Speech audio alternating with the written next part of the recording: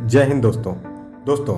आज के समय कमाने वाला हर आदमी सोचता है कि वह अपनी कमाई का कुछ हिस्सा ऐसी जगह इन्वेस्ट करे जहां उसके पैसे सुरक्षित हों, साथ ही साथ गारंटीड रिटर्न भी दे सके। एक ऐसा इन्वेस्टमेंट जो टोटली रिस्क फ्री हो और उसका रिटर्न रिटायरमेंट के बाद फाइनेंशियल सपोर्ट दे सके। जी हाँ दोस्तों, आज हम बात करेंगे गवर्नमेंट की एक ज़बरदस्त बचत योजना के बारे में जिसका नाम है पीपीएफ। दोस्तों, पीपीएफ का फुल फॉर्म होता है पब्लिक प्रोविडेंट फंड। पीपीएफ एक ऐसा इन्वेस्टमेंट ऑप्शन है जो लॉन्ग टर्म के लिए होता है और फ्यूचर में एक अच्छा फंड तैयार करने के लिए हेल्पफुल होता है। साथ ही साथ ये इनकम टैक्स एक्ट के सेक्शन 80C के तहत 1.5 लाख तक टैक्स फ्री भी होता है। दोस्तों, पीपीएफ अकाउंट आप किसी भी पोस्ट ऑफिस या सरकारी बैंक जैसे SBI, union bank of India, Punjab national bank या किसी प्राइवेट बैंक जैसे आईसीआईसीआई या एचडीएफसी में खुलवा सकते हैं। पीपीएफ अकाउंट पर इंटरेस्ट रेट हर 3 महीने पर भारत सरकार के वित्त मंत्रालय द्वारा तय किया जाता है। अभी वर्तमान में अक्टूबर 25 से दिसंबर 25 तक के लिए इंटरेस्ट रेट 7.1% तय किया गया है। आइए दोस्तों, जानते हैं पीपीएफ अकाउंट को कुछ डिटेल में। सबसे पहला, एलिजिबिलिटी। दोस्तों, जिस भी व्यक्ति को पीपीएफ अकाउंट खुलवाना हो वो भारत का नागरिक होना चाहिए। माइनर का पीपीएफ अकाउंट उसके अभिभावक के द्वारा खुलवाया जा सकता है। एक व्यक्ति का एक ही पीपीएफ अकाउंट खुल सकता है।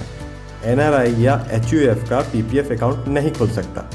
दोस्तों, दूसरा है इन्वेस्टमेंट अमाउंट। एक साल में मिनिमम 500 रुपये और मैक्सिमम 1.5 लाख तक जमा किया जा सकता है।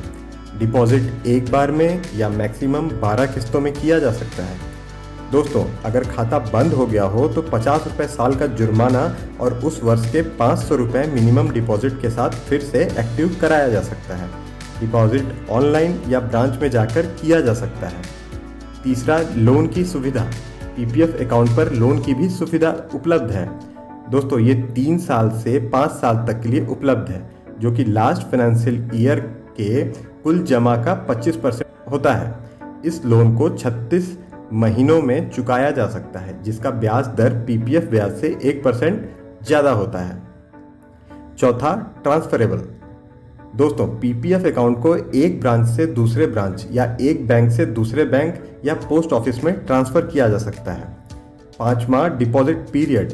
दोस्तों, पीपीएफ अकाउंट का लॉकिंग पीरियड 15 साल का होता है, जिसे बाद में 5 साल के लिए बढ़ाया जा सकता है। छठा, न्यायालय की कुर्की। दोस्तों, पीपीएफ अकाउंट की किसी भी न्यायालय द्वारा कुर्की नहीं की जा सकती। सातवां, 15 साल से पहले डिपॉजिट अमाउंट निकालना। दोस्तों, कुछ विशेष परिस्थिति में 5 साल के बाद डिपॉजिट अमाउंट को निकाला जा सकता है, जैसे खाता धारक या परिवार के व्यक्ति के गंभीर रूप से बीमार होने पर, या फिर खाता धारक या उसके बच्चों के हायर स्टडीज़ के लिए। हाँ दोस्तों, पर समय से पहले एग्जिट करने पर 1% का जुर्माना भी लगाया जाता है। दोस्तों, पीपीएफ अकाउंट एग्जेम्प्टेड मतलब छूट के तहत आता है, जिसमें पहले छूट का मतलब है पीपीएफ में जमा किया गया 1.5 लाख रुपए का इन्वेस्टमेंट इनकम टैक्स की धारा 80C के तहत टैक्स फ्री है। इस दूसरा छूट है, इस इन्वेस्टमेंट में जो ब्याज बनेगा वो भी टैक्स फ्री होगा। और तीसरा छूट है मैच्योरिटी पर जमा अमाउंट की फुल्ली टैक्स फ्री होना। आइए दोस्तों, अब जानते हैं, अगर हम 15 साल तक हर साल 1 लाख रुपए पीपीएफ अकाउंट में जमा करते हैं तो 15 साल बाद मैच्योरिटी पर कितना अमाउंट मिलेगा। 15 साल में टोटल इन्वेस्टमेंट अमाउंट होगा 15 लाख रुपए, टोटल इंटरेस्ट अर्न होगा 12,12,139 रुपये और टोटल अमाउंट ऑन मैच्योरिटी होगा 27,12,139 रुपये। कुल मिलाकर दोस्तों, पीपीएफ गवर्नमेंट की सेफ इन्वेस्टमेंट स्कीम है जो कम इनकम वालों से लेके अधिक इनकम वालों तक के लिए बेटर ऑप्शन है।